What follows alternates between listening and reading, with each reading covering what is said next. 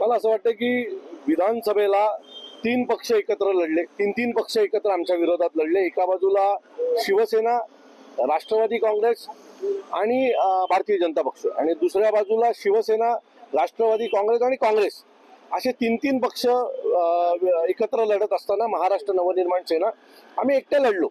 अनेक विविध विधानसभेमध्ये आम्हाला 30, 40, 50 हजार, 70,000 मतदान झालेलं आहे, आणि तो आमच्या एकट्याचा आहे. यांच्यासारखा तीन पक्षांचा एकत्र येऊन आम्हाला मतदान झालेलं नाही.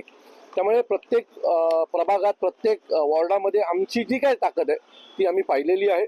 बऱ्याचशा प्रभागात महाराष्ट्र नवनिर्माण सेनेला जवळजवळ 5-5, 6-6, 7-7 हजार मतदान आहे, आणि 7-7 हजार मतदान जर आम्हाला एक प्रभागात असेल तर निवडून येण्यासाठी जो मतदान लागतो तो बऱ्यापैकी आमच्याकडे आहे. पुढील 2-4 महिने अजून आम्ही मेहनत करू, आणि त्या ठिकाणी महाराष्ट्र नवनिर्माण सेनेचा उमेदवार निवडून येण्यासाठी जो काही प्रयत्न करावा लागतो तो आमच्याकडनं केला जाईल. पुढील नजीकच्या काळात सन्माननीय राजसाहेबांच्या प्रत्येक प्रभागवाईज बैठका होतील, शहरावाईज बैठका होतील, आणि सन्माननीय राजसाहेब कशा प्रकारे महानगरपालिकेला सामोरे जायचं याच्या बाबतीतलं कानमंत्र आमच्या सर्व महाराष्ट्र सैनिकांना देतील. मनसे आणि भाजप युती होईल असं देखील गेल्या अर्ध्या दिवसापासून चर्चा सुरू आहे, त्याचे काय?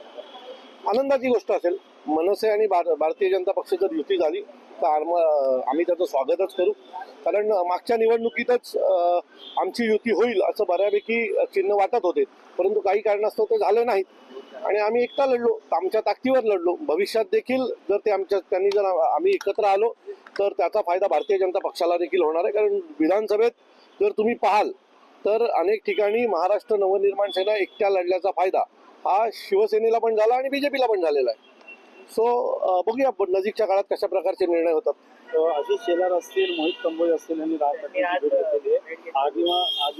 महापालिकेच्या निवडणुकीत मला असं वाटतं की राजसाहेबांना भेटायला सर्वच नेते जातात, अनेक जण त्यांचे मित्र आहेत, आणि महाराष्ट्रातलं एक मोठं नाव आहे राजसाहेब ठाकरे.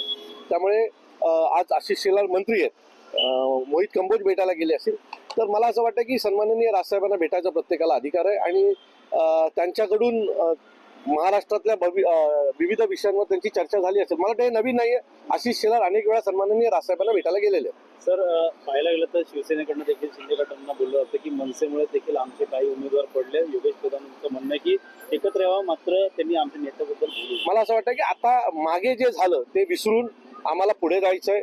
जर युतीसोबत जाता आलं तर आनंदाची गोष्ट आहे, आणि त्यामुळे मागचं आम्ही सगळं विसरलेलं आणि नवीन सुरुवात केलेली आहे.